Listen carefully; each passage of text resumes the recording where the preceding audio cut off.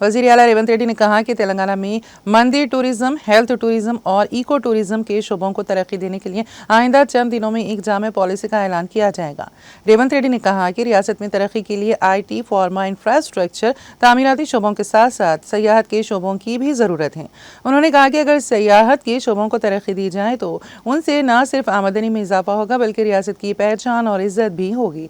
वज़ीर आला रेवंत रेड्डी ने रंगारेड्डी जिले के चिल्लूकोरूरू बालाजी देवस्थानम के रास्ते पर वाक़ पोडुतूरू गांव में एक्सपेरियम पार्क का इफ्तिताह किया, जिसे आलमी मियार के साथ डिज़ाइन किया गया है।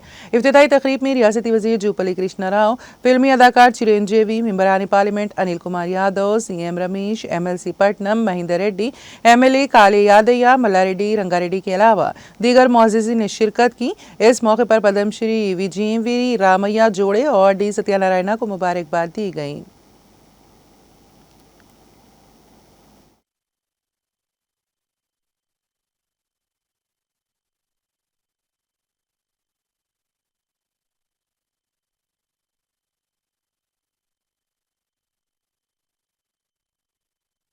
ఏర్పడ్డ తర్వాత అధికారులతో మంత్రులతో చర్చించి తెలంగాణ రాష్ట్రం IT, ఫార్మా రంగాలలో రాణించడం, ఇన్ఫ్రాస్ట్రక్చర్ రంగాలలో దేశంలోనే ప్రముఖ సంస్థలు తెలంగాణ రాష్ట్రం నుంచి ఈరోజు నిర్మాణ రంగంలో రాణించినాయి.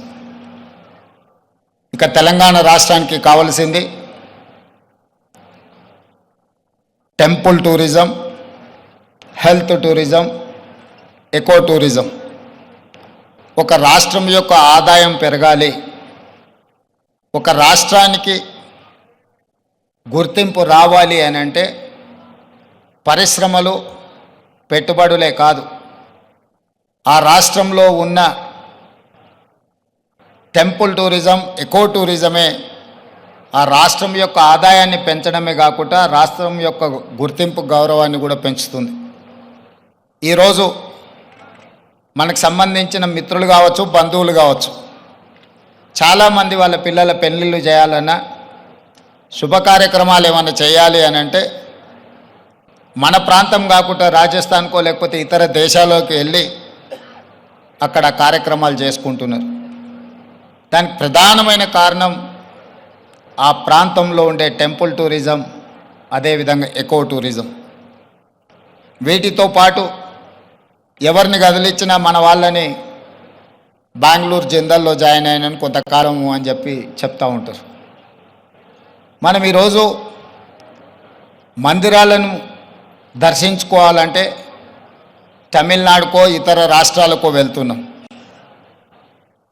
ఫారెస్ట్లో ప్రకృతి సహజ వనరులను చూడాలి అంటే మధ్యప్రదేశో లేకపోతే ఇతర రాష్ట్రాలకు వెళ్తున్నాం. అదేవిధంగా హెల్త్ టూరిజం విషయంలో కూడా మనం ఎక్కడెక్కడికో వెళ్ళాల్సిన పరిస్థితి.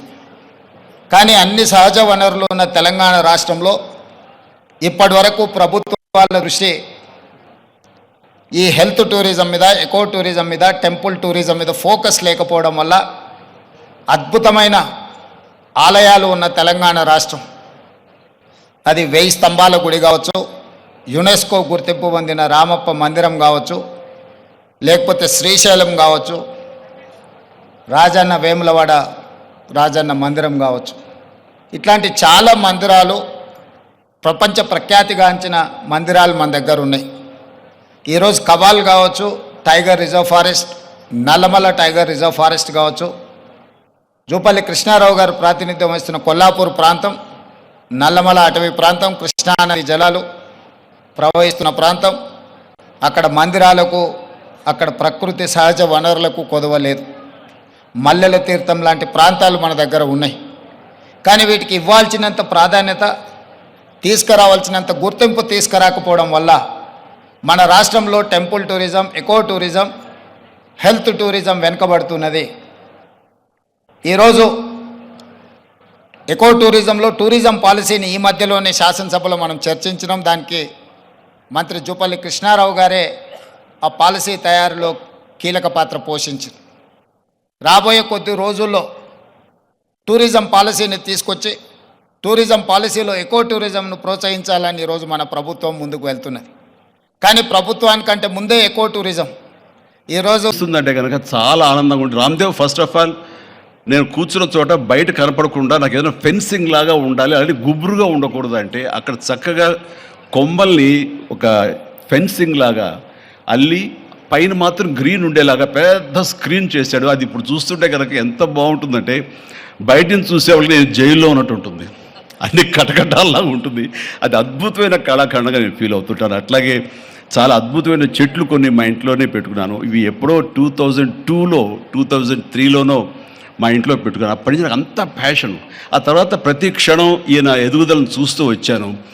ఎక్కడ నాకు ఈయన రామ్దేవ్ ఒక వ్యాపారవేత్తలా కనబడ్డాడు, ఒక కళాకారుల్లా కనబడతాడు. అందుకే నా మనసుకి అత్యంత దగ్గరగా అయ్యాడు. ఆ తర్వాత ఏదైనా వస్తే కనుక చూస్తారా మొక్కలు అంటే ఇదివరకంటే ఏదో వేలల్లోనో లక్షల్లోనూ చెప్పేవాడు, ఇప్పుడు కోట్లలో ఉందంట కదయ్యా. నేను ఇప్పుడు నా సంపద అంతంత మాత్రమే ఉంది, కొనలేనేమో అన్నారు. కానీ చూడండి సార్, వస్తే మీరే టెంప్ట్ అవుతారు. ఇప్పుడు గౌరవ ముఖ్యమంత్రి గారితో పాటు అన్నీ వీక్షిస్తుంటే ఎంత టెంప్టింగ్ ఉందంటే వావ్, ఇవన్నీ మన ఇంట్లో పెట్టేసుకుంటే ఎంత బాగుంటుంది అనిపిస్తుంది. అంత అందంగా దీనికి కావాల్సిందని వ్యాపార దృక్పథం కాదు, కళాకారుల హృదయం, కళా హృదయం ఉండాలి.